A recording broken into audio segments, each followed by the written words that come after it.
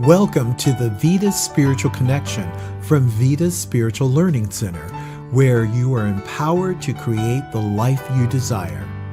Our guiding belief is, by valuing and empowering all, we inspire a joyous and fulfilling life.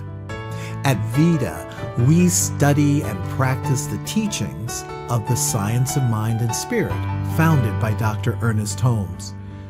Each week, we present an inspiring spiritual message, a guided meditation, and time together via Zoom for fellowship and prayer with a practitioner. Now, here's today's message.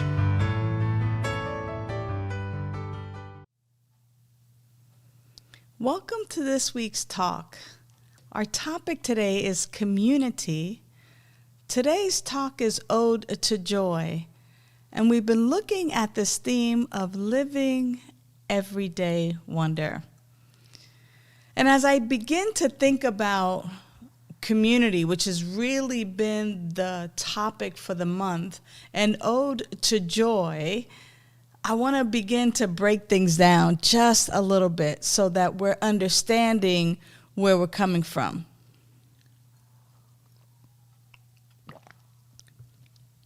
So when I say ode to joy, what is ode? O-D-E. What is ode?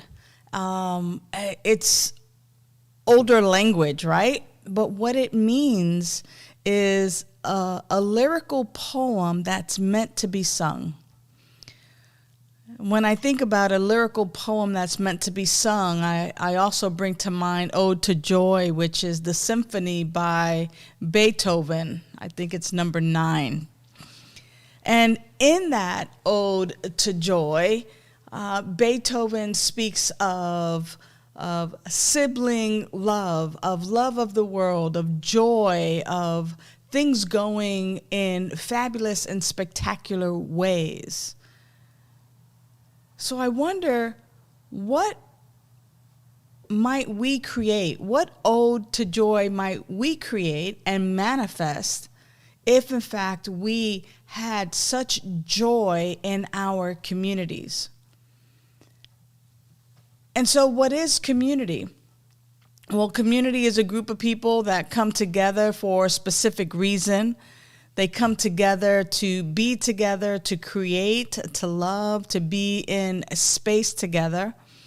I'm one who usually says that I don't want to be in a like-minded community only, but that I want to be in a love-minded community. And the reason I want to be in a love-minded community is because I want to be in a community where we don't necessarily have to think in the same manners all the time, that there can be variety and difference, that we don't all have to vote the same political way or say the same things, but that we actually, because of love, create a space and a community where we can come together and enjoy the variety, the differences, and the similarities. I know it's a lot to ask for. And as many people are coming together in community, whether it's based on a sport, pickleball, softball, baseball, football, whether it is for religious purposes, whether it is some commonality or some meetup group to do yoga or to simply do a book review or to study a book together, there's definitely some commonality. And there's always some difference. What's important is the culture that's created when we come together. So what is culture? I know lots of times people think culture is mainly all about race, but culture is an experience that a group of people have. They can also develop a culture of love, a culture of peace.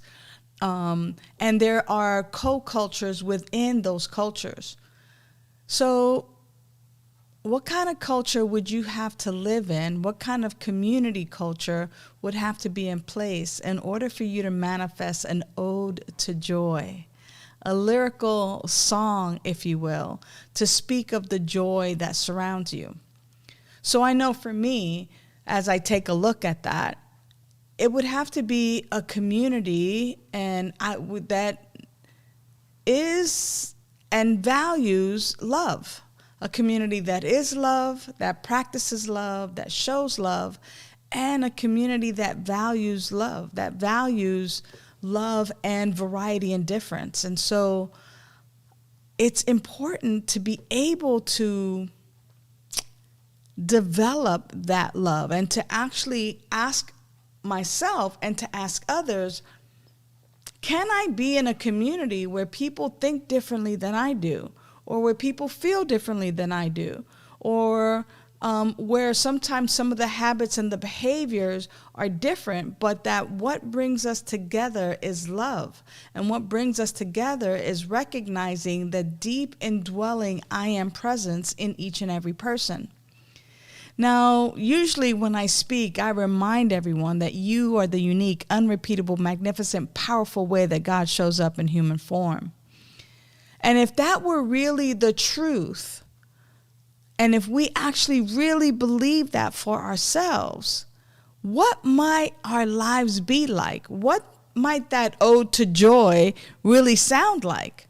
Who might we be? Who might we be expressing as if we actually believed that and knew that for ourselves beyond a shadow of a doubt? I mean, for me, it also means that I wouldn't be so easily offended by some of the words or the behaviors of some people. It would also really mean that I would seek more clarity and ask, what does that mean? I mean, it would also mean that when conflict arises, that we handle it with love, and that we're not part of what society calls today cancel culture. Oh, well, if you can't behave in this way, then, get on out. Or if you can't deal with this, then get on out. Or if you make a mistake, then, we can't forgive you, get on out. And our cancel culture today is a culture. It is an experience that people are having, that when someone makes an error or a mistake, that society just like, boop, I'm not buying your stuff anymore. I'm not entertaining you. I don't care if you make amends. You're not really sorry. And we don't want to deal with you, work with you, buy your stuff, see your stuff anymore, ever again. That culture exists, and it's not the culture that I want to have in spiritual community.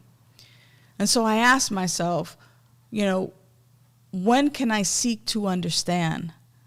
When can I use I statements? When can I actively listen and really be present with each and every member of our community?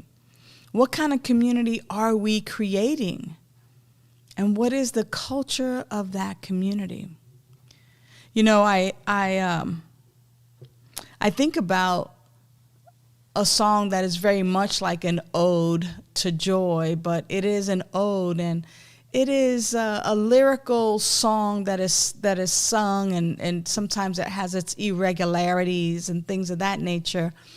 And it was in a movie, Free Willy, and it was a song by Michael Jackson, the late Michael Jackson. And in his song, he says, like, in my darkest hour, in my deepest despair, will you care? Will you be there? And I think about that. I think about how often people say, yeah, I'll be there for you. And then sometimes, indeed, in our deepest or darkest hours and our deepest fears, people do show up. But, he goes on to ask, like, in my turbulence and in my confusion and in my trials and tribulations, in my doubts and my frustrations, again, like, will you care? Will you still be there? And I know that so many times in so many spiritual communities and so many communities, that when people are disturbed or in despair or in their turbulence or maybe in their anger or in their fear or in their frustration, and when they voice it or when they are vocal with it or they're angry, that many people are like, oh no, that's not spiritual.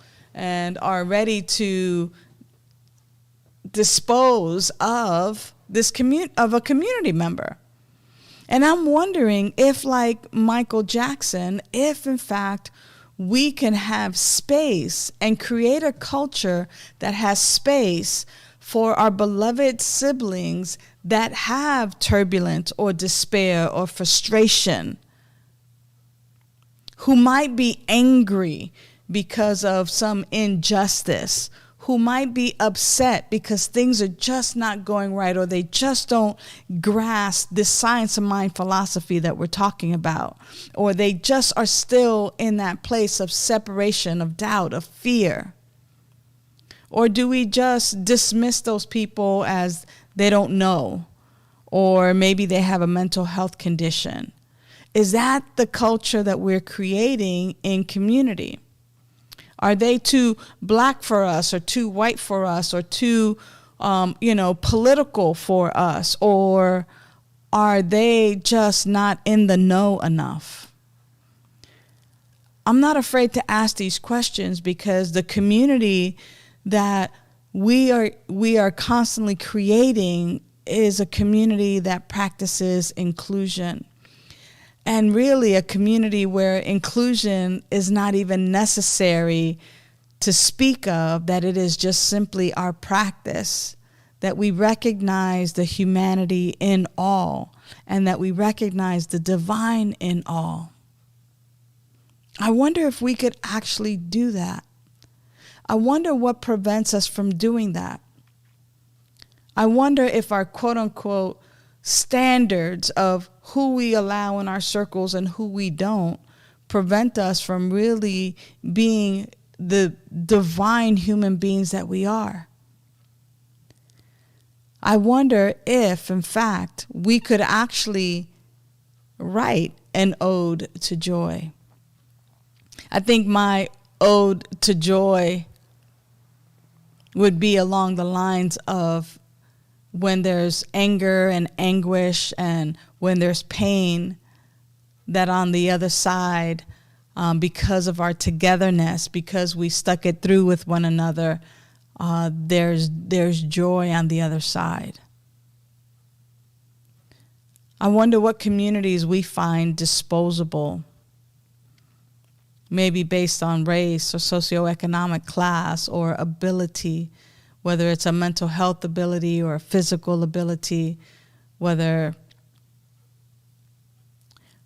we dismiss people or dehumanize people because they are experiencing home or houselessness. I wonder if we shortchange ourselves of rich experiences because we are filled with judgment about others. And yet, maybe we're allowing our biases to really humanize one another and really reap the benefits of having an inclusive community. I am reminded that it is indeed, through our spiritual practices that we live our best lives. And so I'm also wondering which one of these you want to experience. Do you want to experience affluence, plenitude, creativity, harmony?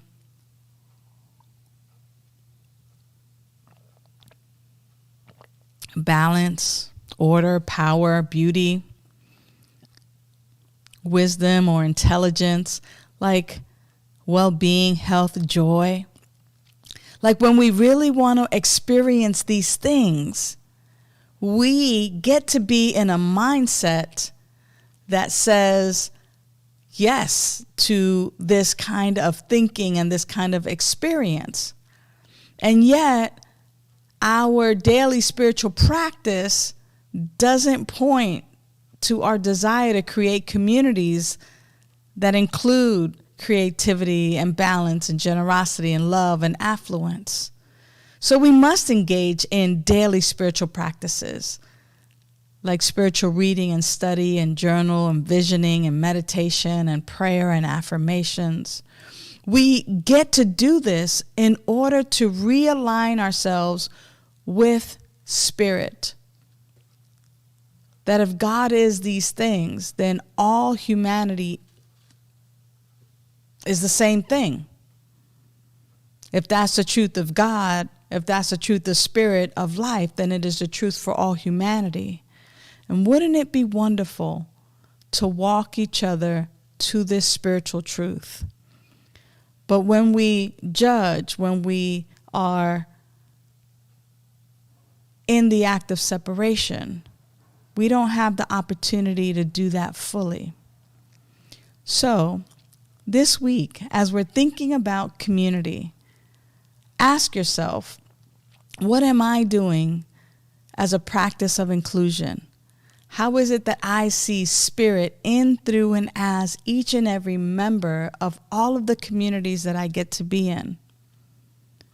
And it is only then, by finding it in the what we might call the smallest or the weakest among us, that we actually really tap into the joy and can write and manifest our ode to joy. I dare you this week to find joy in some of the smallest things and some of the areas that you would never ever think to look at, and to find it in, through, and as community. Your part in community and the part of the community members in your community. That's my challenge this week. I look forward to seeing you again next week. Thanks for tuning in. And remember, for prayer, please give us a call. You don't have to be alone this holiday season.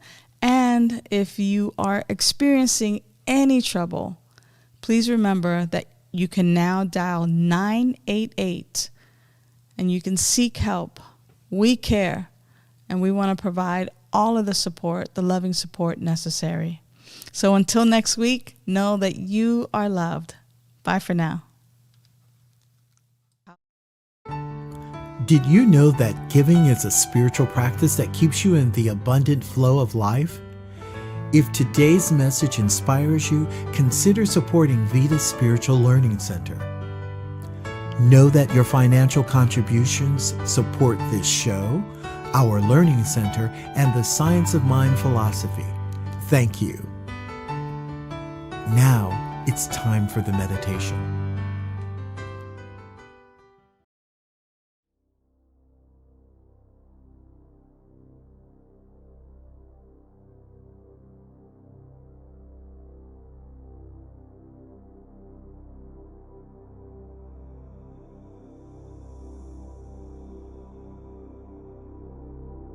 So let's continue and let's look into this place where we can rest in the joy of being with Spirit. To become accustomed to the quiet, to the stillness, to that small place where everything is clear, everything is safe, everything is exactly as it needs to be. We just have to give it our presence, our full presence, and we need to move into that time and be ready and willing to receive all the gifts that the stillness has to offer us. And it's a time to commune. It's a time to settle in.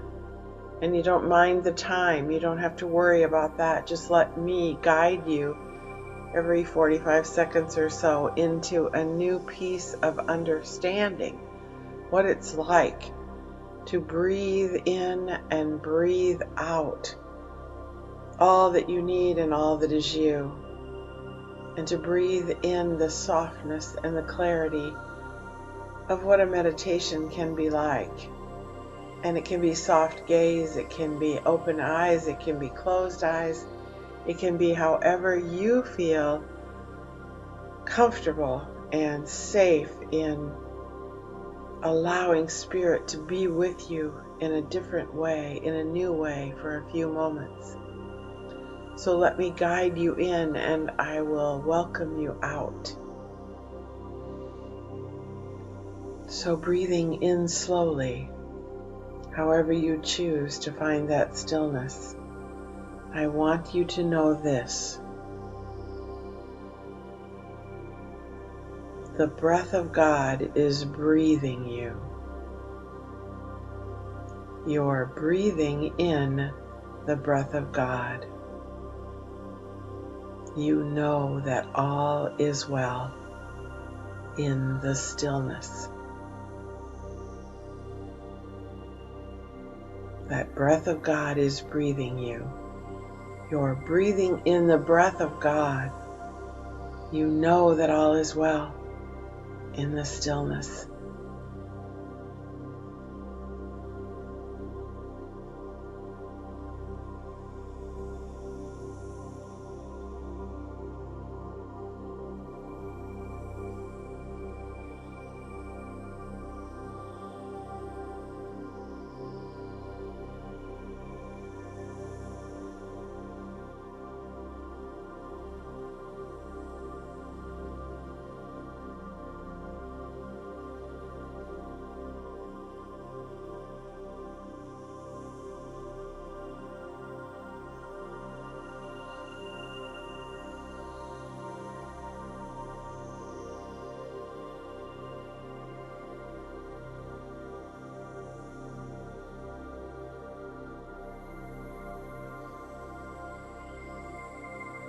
Allow your breathing to guide you to a deeper place.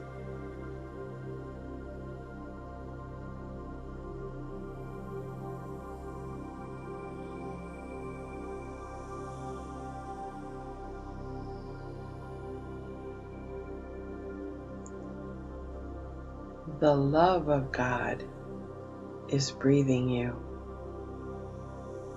You're breathing in the love of God. You know that all is well in this stillness.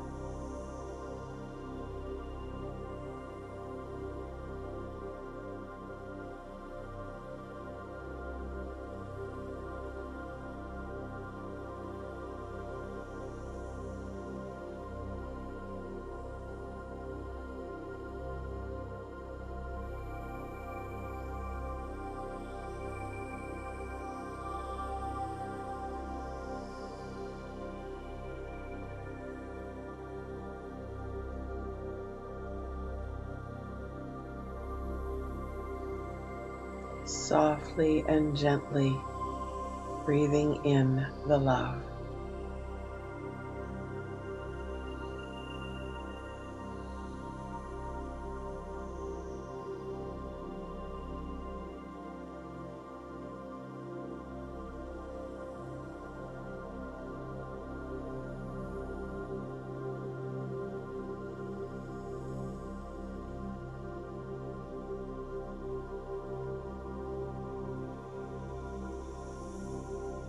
And the joy of God is breathing you. You're breathing in the joy of God. And you know that all is well in this stillness, this wonderful stillness, this incredible connection.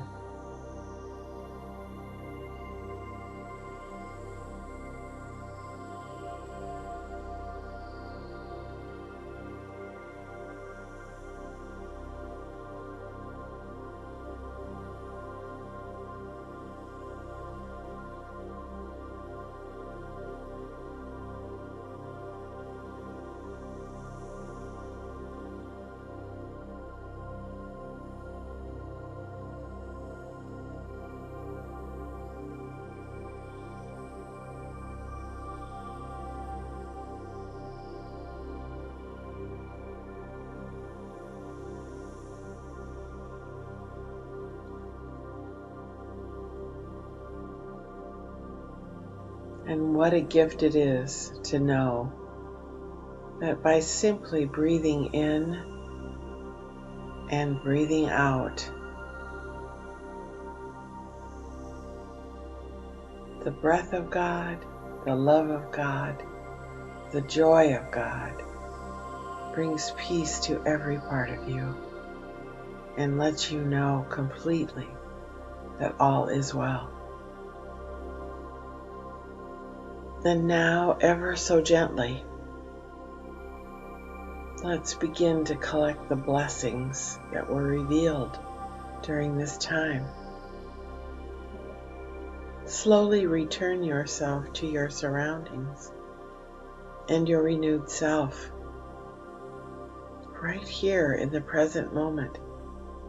All the time you've spent in this stillness is filled with wonder, filled with grace, and filled with power. So as you open your eyes and you focus on where you are right now in this present moment, just relish that. Relish everything about the rest that you received within the stillness with Spirit. The joy, the love, the care. It's all there at any moment that you choose to return into that space that you know so well that belongs to you as you commune with Spirit. You are refreshed, trusting that you are unified with your source, knowing to your depth that the divine is the creator of all, always, in all ways. I am, you are, we are. We are eternally connected with all that God has ever expressed. And all of it is good and perfect. We are whole. It's all God. Each unique expression of God is good and part of the essence of the life that God is. So I, you, we're the divine community, and we now lean into a message for ourselves today, thankful for the love that pours forth from each of us, making a divine commitment to be inspired, ever desiring to offer ourselves to the world in service and create more peace and more joy and more love. Surrendering these words, I speak into the law and the love that is God. I know it's complete. I feel it complete, joyful, peaceful, loving, and so very, very good. And so it is. And now it is. Thank you. Thank you. Thanks for tuning into the Vida Spiritual Connection. We invite you to visit our website to submit a confidential prayer request. While you're there, sign up for our weekly email and receive the latest info for events, classes, and meetups. Remember to subscribe to Vida's YouTube channel, click like, and click the bell to get notifications. You can also find Vida on Facebook. We gather for fellowship and prayer with a practitioner via Zoom Thursdays at 8 a.m. and 6 p.m. Pacific Time. Check the website for the link. It is written, "Where your treasure is, there your heart shall be also." Giving is a spiritual practice. As you bless the world, you are blessed. Your financial contribution to Vida Spiritual Learning Center is an investment in your spiritual education and flow. Your contributions support your spiritual growth and this show, so it's a win-win. Use the link on our website, drop a check in the mail, or Zelle your contribution to 562-928-6460. Thank you so much for your generous support. Have a wonderful week, and see you next time for the Vida Spiritual Connection.